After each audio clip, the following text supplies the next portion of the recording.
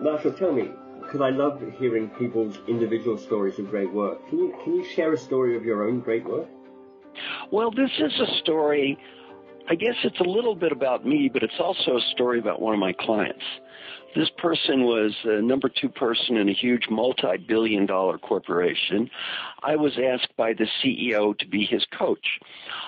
In coaching him, I worked with him for about 1.5 years, and my mission was to help him achieve a positive long-term change in behavior. Mm-hmm.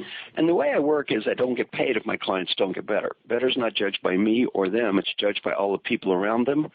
Although I was hired to work with him, my guess is about 200 people improved. Yeah. There was just massive improvement throughout the company. And I learned so much from working with him. I actually spent less time personally with him than anyone I ever coached. The work had by far the biggest impact of anything I'd ever done.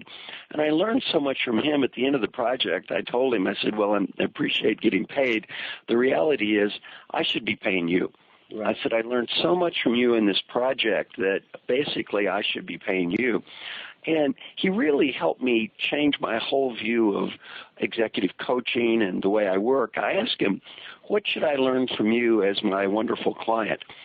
Hey, I spent less time with you than anyone I coached, yet the impact was the greatest. What should I learn from you? And he taught me some great lessons. The first thing he said, Marshall, he said, don't ever make this coaching process about you. This process was about me and my team and the people around my team and our efforts to get better. And the first thing you need to learn as a coach is don't make the coaching process about you, make it about your clients. Right. And then he said another thing was very profound. He said, the way your coaching process works, you have one major challenge in life, great clients. If you have great clients, your coaching process will always work.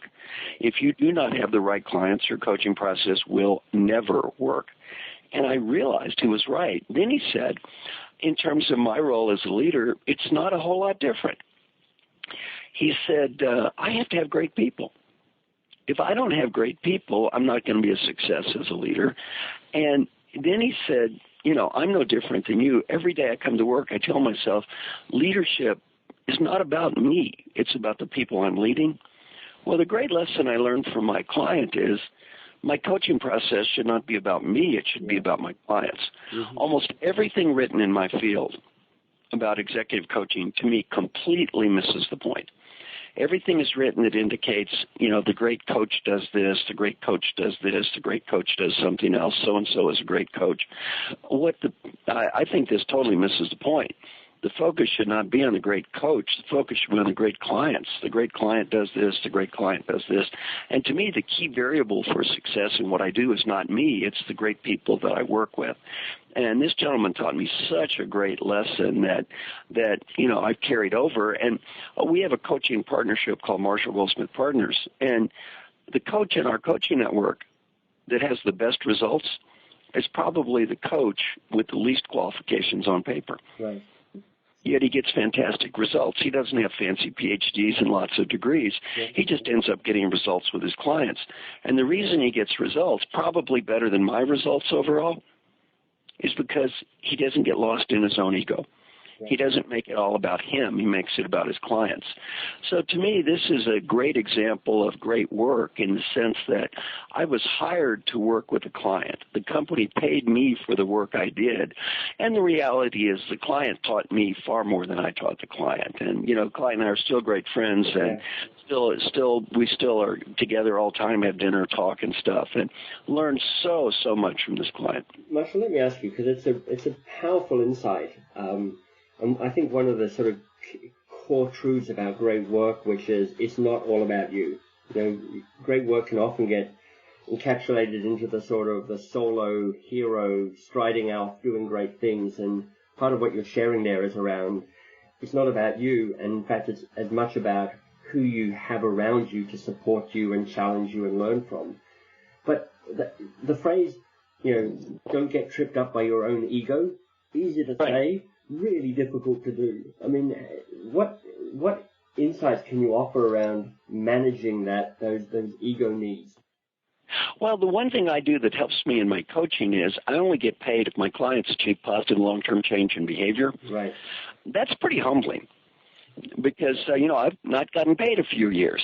Right. And when you go a year and a half of working with someone and don't get paid, it kind of teaches you a lesson. If I'm so smart, how come I just wasted a year of my time and didn't get paid? Maybe I'm not that smart. Maybe I'm not that wonderful.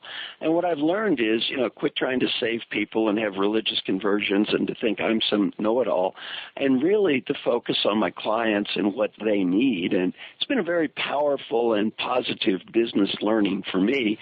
And it goes back to the next question you wanted to talk to me about. When do you say yes and when do you say no? Right. And the thing I've learned in my job is don't take bad business. Right. Now, let me give you an example of a couple of times when I should have said no. Yeah, please. I worked, and I'm going to give you two cases. One is the first time I didn't get paid, I was lost in my own ego.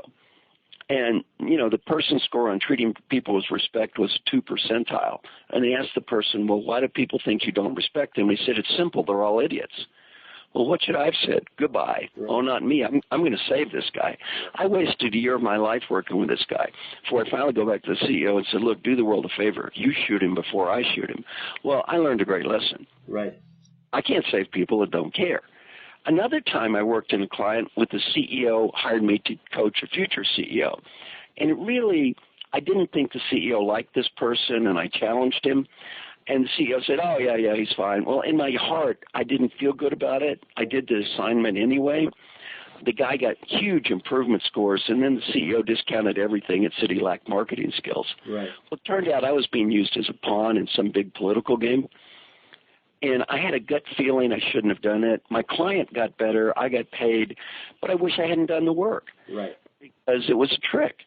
Well, I guess my learning point in terms of saying yes and saying no is, in my job, I have the privilege of choosing to work with who I want to work with. And what I've learned is to say yes to great work. It really is about great clients. If you picked up a copy of my best-selling book, How to Begin, Start Doing Something That Matters, well, there are additional downloads and templates and video you can get at howtobegin.com.